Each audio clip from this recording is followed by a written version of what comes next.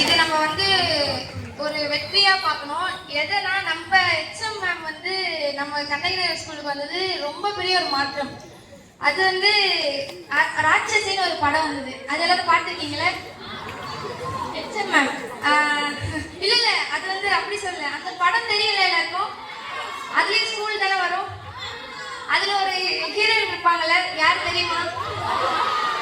அவங்கதான் நம்ம HM ma'am. உண்மையா,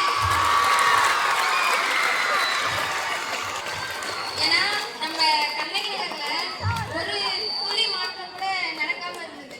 பள்ளியே தான் அதை மாற்ற முடியும். ஏன்னா இங்க நம்ம தான் ஃபியூச்சர்னு எல்லாரும் சொல்றாங்க. அப்ப நம்ம ஹெச்எம் மேம் வந்து நம்ம கண்ணகி நகர் ஸ்கூல்ல ரொம்பவே மாற்றம் ஏற்படுத்திருக்காங்க. அதுக்கு நம்மளுடைய துணை ஆசிரியர்கள் அனைவருக்கும் ரொம்ப சப்போர்ட் பண்ணியிருக்காங்க. அதனால அவங்களுக்கு ரொம்ப நன்றி நம்ம சொல்லணும்.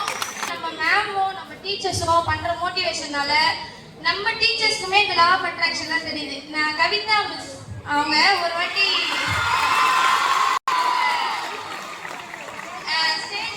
ஒரு ப்ரேயர் அப்ப சொன்னாங்க இந்த யூனிவர்ஸ் பத்தி. அது உண்மையிலே ரொம்ப பெரிய கான்செப்ட். அது மட்டும் புரிஞ்சதுன்னா இந்த உலகமே நம்ம கையில தான். உண்மையா அப்புறம் ரொம்ப ரொம்ப ஒரு பெரிய எனக்கு அப்பா மாதிரி அப்படி சொல்லலாம் நம்ம பிடி சார்.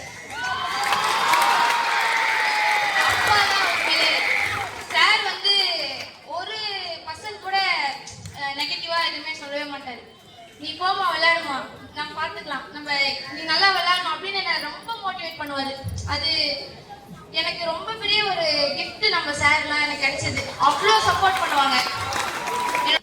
எங்க கிளாஸ் டீச்சர்ஸ் பத்தி சொல்லணும்னா அவங்களாம் திட்டவே மாட்டாங்க. என்ன படிமா அப்படின்னு எனக்கு எடுத்து சொல்லிட்டே இருப்பாங்க. அது எனக்கு ரொம்ப சப்போர்ட்டிவா இருந்தது. ஏன்னா ஸ்போர்ட்ஸ்ல இருக்கும்போது படிப்பு என்னை வந்து நம்பி என்னை பயோமேக்ஸ் குரூப்ல போட்டாங்க. மேம் நீ படிப்ப, நீ படி, உன்னால முடியும், நாங்க சப்போர்ட் பண்றோம் அப்படின்னு சொல்லிட்டு. அதெல்லாம் எனக்கு ரொம்ப பெரிய உதவியா இருக்குது. நானும் நல்லபடியா இப்ப 12th வரைக்கும் வந்திருக்கேன்.